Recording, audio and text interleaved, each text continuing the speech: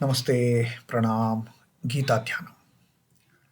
ॐ पार्थाय प्रतिबोधितां भगवता नारायणेन स्वयं व्यासेन ग्रथितां पुराणमुनिना मध्ये महाभारतम् अद्वैतामृतवर्षिणीं भगवतीम् अष्टादशाध्यायिनीम् अम्ब त्वामनुसन्दधामि भगवद्गीते भवद्वेषिणीम्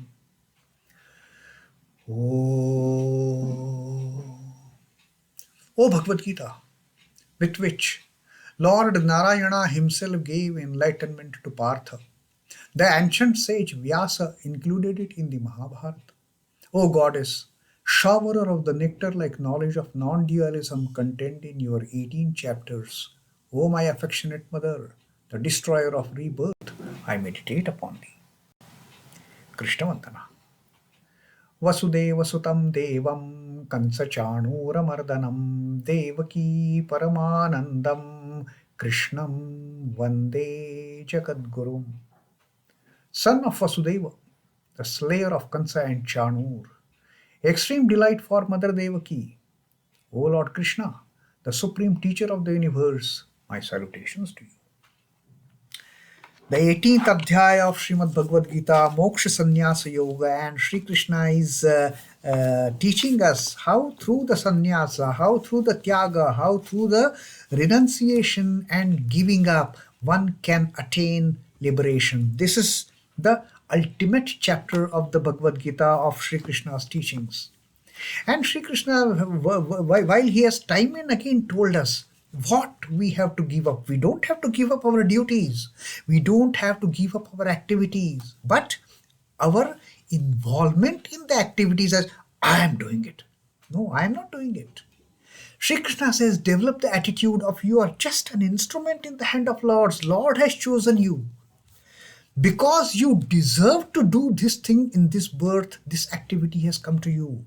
With that attitude, perform the activity. Don't run away from that in most detached manner. But do it wholeheartedly, do it most sincerely, do it most dedicatedly. It is not that you should, somehow make shortcuts while doing anything. Thoroughly you do it. But always remember, you are an instrument. You are not the doer. The moment you get this understanding, the moment you get this knowledge, Sri Krishna says, you will know how to do work. And then maybe you are engaged in doing thousands of activities, but you won't be doing anything. You won't have the responsibility for those activities. You are not entitled to look for the fruit of that action at all. The fruit is the Lord's. And then Sri Krishna again and again and again emphasizing this point in this 18th chapter, which is the consummation of all the teachings of Sri Krishna in through these 17 adhyayas. Now finally he has told, give up three things. Give up three things of detachment with everything in this world. We are so much detached. We are so much attached. Each and everything we are attached. Each and every small petty thing attracts us. If we get it, fine. If we don't get it, we get angry and all the turmoil starts in our lives. So Sri Krishna says, develop that detachment. Then control the self. Control your lower tendencies. Control your senses. And most important of all, just become desireless. You will reach the stage of Brahmanhood through that, Sri Krishna, and he has explained to us. And in the last shloka, the kind of qualities that Sri Krishna has attributed to the person who has attained to this state of Paramasiddhi, of getting into the state of Naishkarmya, getting into the stage of freedom from doing any activity. How that spiritual aspirant evolves himself or herself by abandoning ahankaram, balam, darpam, kamam, krodham, parigraham, abandoning all these negative traits. Just imagine a person in front of you, come across a person who doesn't have any ego, who doesn't have any ahankar, who doesn't show off his or her power, their might. They don't show at all because they don't have any power. All the power is the Lord's then. So a person who has no ego, a person who has no power, authority, a person who is not at all arrogant, humble, the epitome of humility, like Sri Durgacharan Nag, that wonderful household devotee, disciple of Sri Ramakrishna. Darpam is also abundant, no arrogance, no high-headedness. Kamam, there is no desire for any of the sensual enjoyments. There is no desire for any worldly pleasures. Krodham is gone, no anger. Parigraham, that also is abundant. That parigraha is that the attitude of hoarding the things. I must have this, I must have that, I must have it. Now, people acquire so many things. The next moment, they don't even remember they have that. Today, they will make hundreds of efforts in acquiring a thing, in getting that thing in their possession. The next moment, they are not even aware that thing is in their possession. They have forgotten how much hue and cry they have made to acquire that thing. And tomorrow, that thing, that possession is not even in their minds. So just imagine we are seeing a person who is devoid of ego, the person who is devoid of any show of power, the person who has abandoned the arrogance, the person who has abandoned the desire for material enjoyments, the person who has abandoned, who never gets angry at all, and person who has also given up the intention of acquiring, hoarding the things in his or her possession. Such person, if we happen to see what we see there is no minus in that person. There is no me and mine, nirmamaha. That person has no identity with this body as such, with this physical sheath as such. That person is one with the Lord and so peaceful. In such a blissful state of mind, Sri Krishna says, such person, having attained to all these qualities, devoid of all these negative traits, that person is fit to attain the Brahmanhood.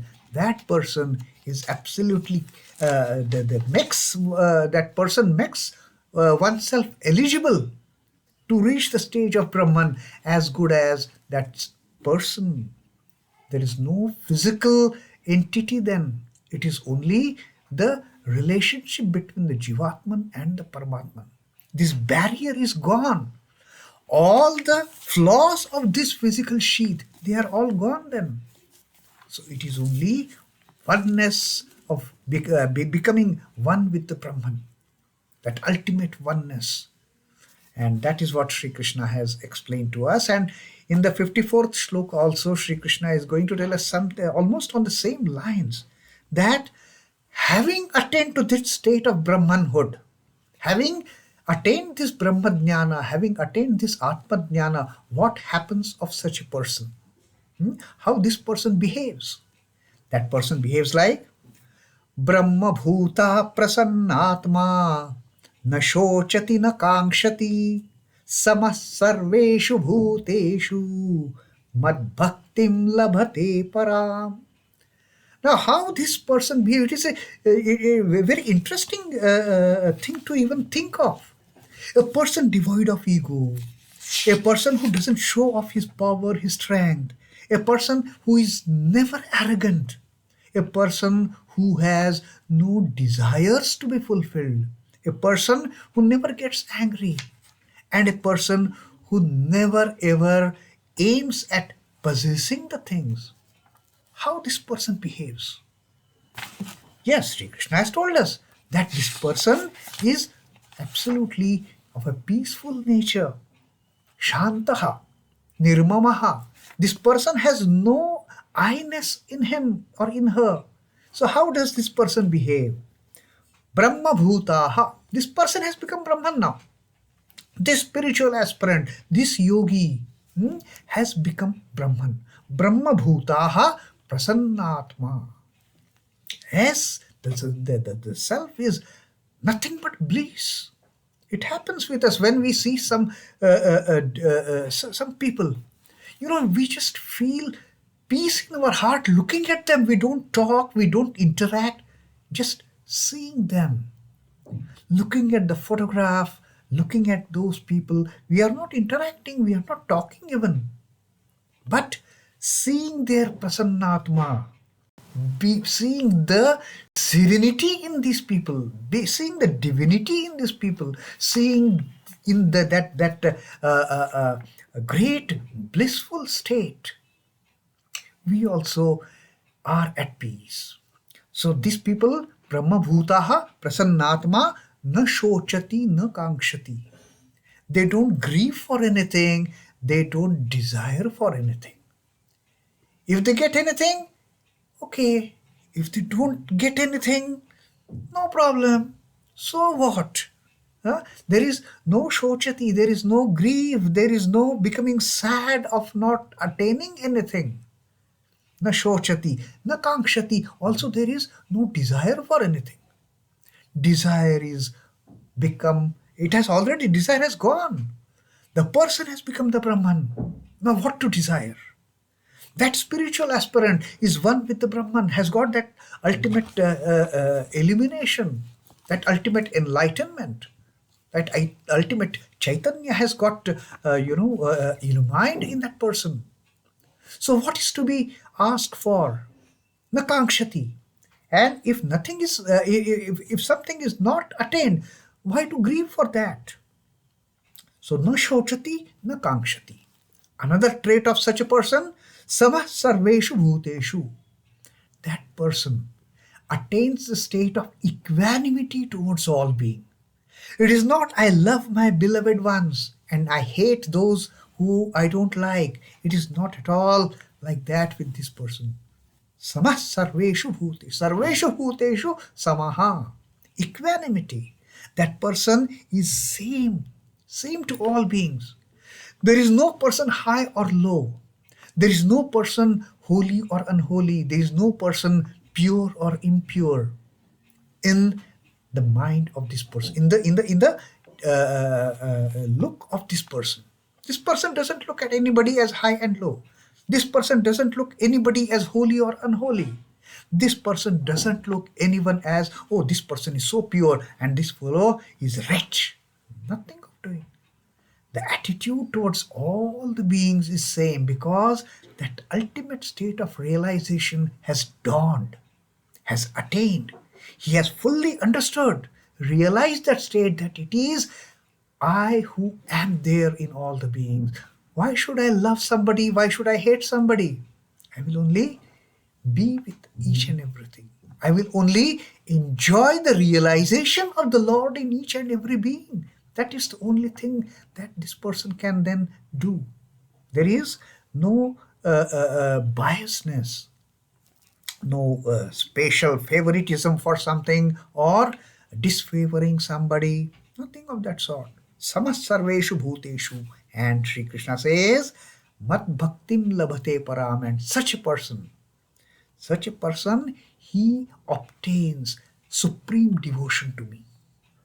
Because this person now has found his oneness with me. So, when I am one with my chosen ideal, I get nothing but that supreme devotion for my chosen ideal. I become one with my chosen ideal, and that supreme devotion just sets in and takes firm roots. Till this physical body is there, yes, that differentiation will be there. My chosen ideal is one, I am the devotee, but the relationship is then totally different. The spiritual aspirant realizes oneness with, so this physical sheath, that being the only hindrance of becoming one with that ultimate Paramatman, that devotion has to be strengthened. And Sri Krishna says, only under such circumstances, this aspirant this devotee attains supreme devotion to me. As simple as that. No more. Then we don't need anything else in this life. All the troubles are over. All the crisis is over. All our efforts are met with. Now we don't have to do anything. All we have to do is just get that supreme devotion for our chosen deity. Becoming Brahman, serene-minded, he neither grieves nor desires. Same to all beings, he obtains supreme devotion to me. And these are Sri Krishna's assuring words to Arjuna and to all of us, that how we can attain to that state. There are those who see difference between bhakti and jnana. The people have this tendency of differentiating between the devotion and the knowledge.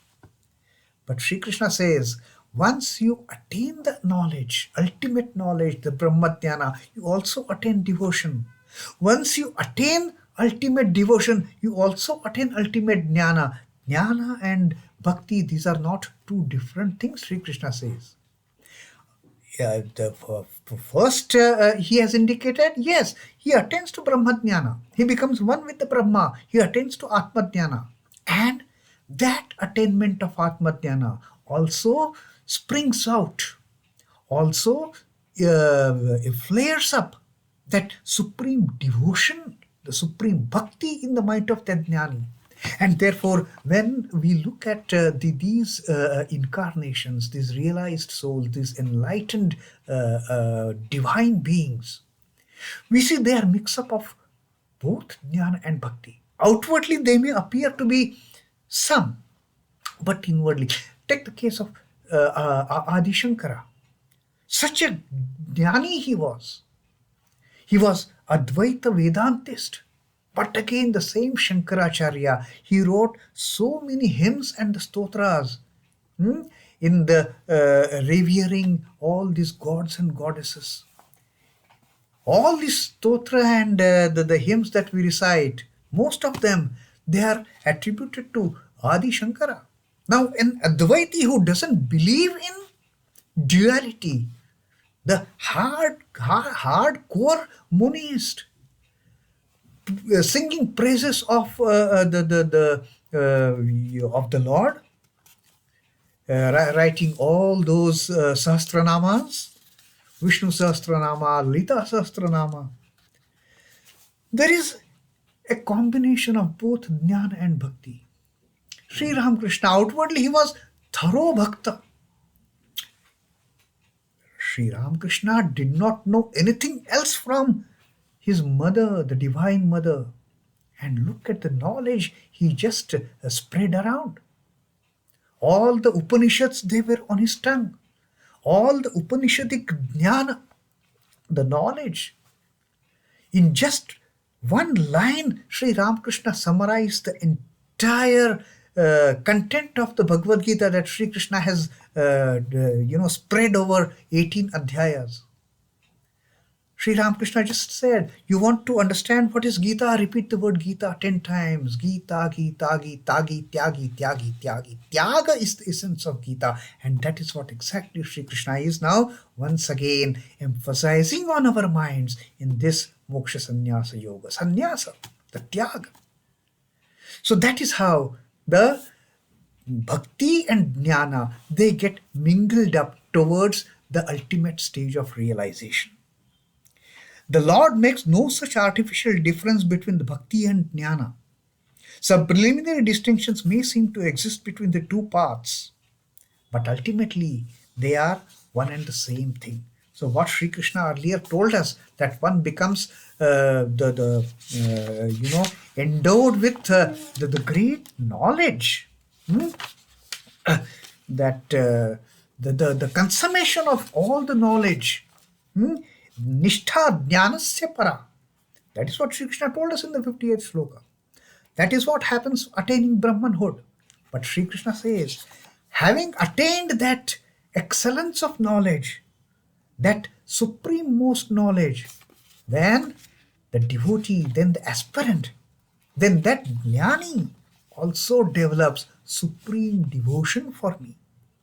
So that is the mingling of the knowledge and the bhakti that Sri Krishna has. Mad bhaktim labatem param.